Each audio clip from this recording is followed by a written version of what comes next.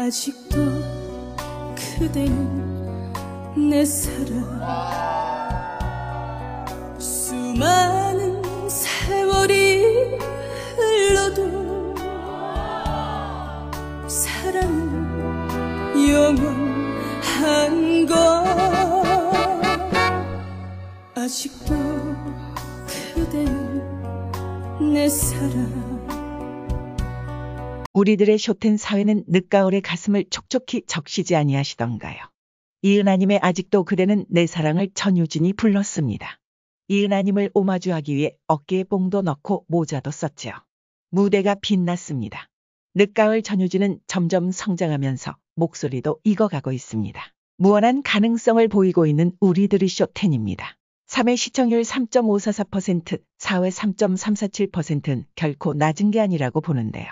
물론 조금씩 하락하는 것은 사실입니다만 전반적으로 음악방송이 하락하는 추세에 있으므로 3% 이상을 유지만 한다면 성공적으로 프로그램이 정착되고 있다고 봐야겠습니다. 최근 트로트를 주제로 하는 예능 프로그램 쇼의 최고 시청률은 7.5% 둘레 정도가 아닌가 추정이 됩니다. 그렇기 때문에 우리들의 쇼텐의 3회 3.544%, 4회 3.347% 시청률은 단독으로 방송된 화밤 44회 6.037%, 45회 5.75%를 비교해도 두 곳으로 나눠지는 점을 고려하면 결코 낮은 수치가 아니라는 것이지요. 쇼텐의 시청률 자체 수치는 4%대를 진입하지 못하고 있지만 그 이유는 경쟁방송사가 수요일도 밤이 좋아로 집요하게 나눠먹기 시도를 하고 있기 때문입니다. 방송 트로트쇼를 동시에 감상하는 시청자 수가 110만에서 130만 정도라는 점을 감안하면 두 방송사가 동시간대에서 거의 절반씩 나눠 먹는 것이죠. 또 현재 시청률이 절대 낮지 않다고 보는 이유로는 MBN이 회당 제작비 10억 원 이상을 들였다는 8월에 시작한 음악 서바이벌 예능 아바타 싱어도 첫 방송 시청률이 1.4%에 그쳤었고 다른 음악 프로그램 미스터리 듀엣도 지난 8월 8일 첫 방송 시청률 2.1%를 기록하였습니다. 계속 하향선을 그리다가 9월 26일 8회 방송은 0.7%까지 하락했다는 점을 감안한다면 우쇼텐이 절대 낮은 수치가 아니라는 것입니다.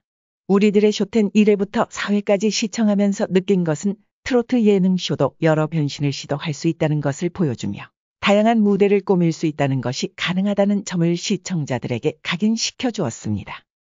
심사위원들을 출연시켜 단장으로 모시는 것은 다른 트로트쇼와 다를 것이 없었지만 출연 심사위원들 자체가 스토리를 가진 무대의 한 축이 되게 하였다는 점이 시청자들이 예상할 수 있는 범위를 뛰어넘었는데요.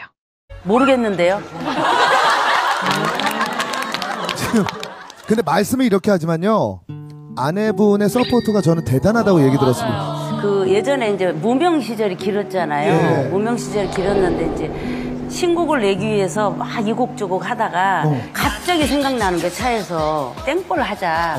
나훈아 씨 찾아가가지고 땡벌 달라 그래가지고 그 비열한 거리에서 조인성 씨가 불러가지고 히트가 딱 되고 그래도 한 곡만 더 있었으면 좋겠다 그러더라고요.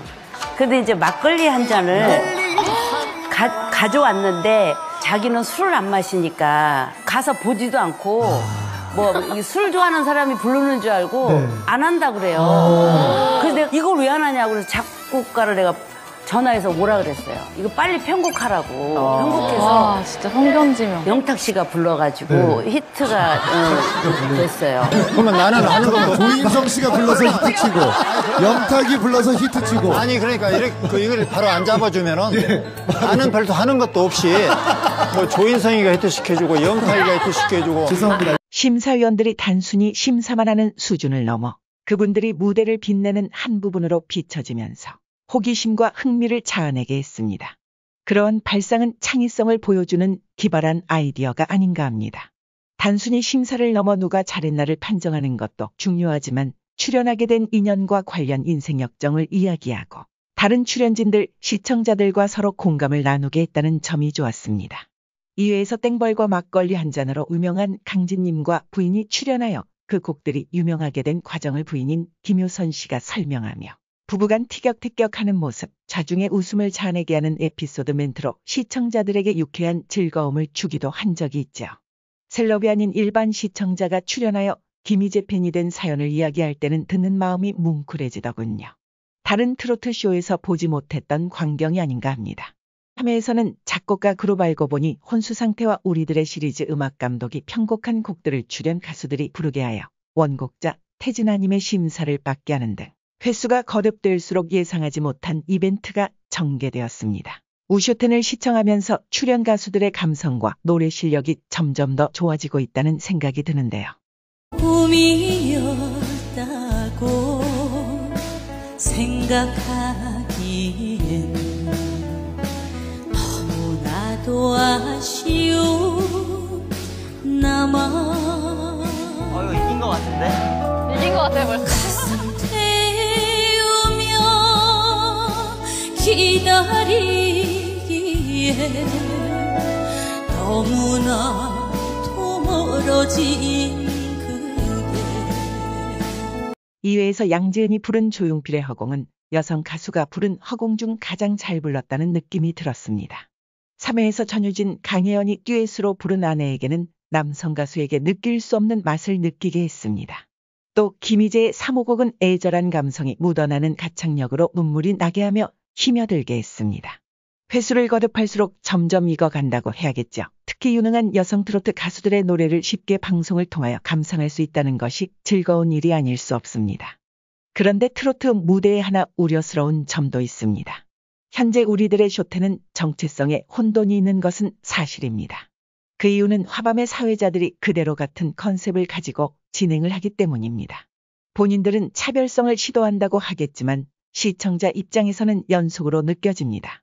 무대 배치와 장민호가 외부로부터 초빙된 출연자와 나란히 앉아서 대화를 나누며 진행한다는 점이 다르지만 고정 출연자 가수와 나누는 대화는 비슷하여 화밤을 연속해서 보는 것 같은 착각이 들기도 합니다. 음유시인 친구였습니다.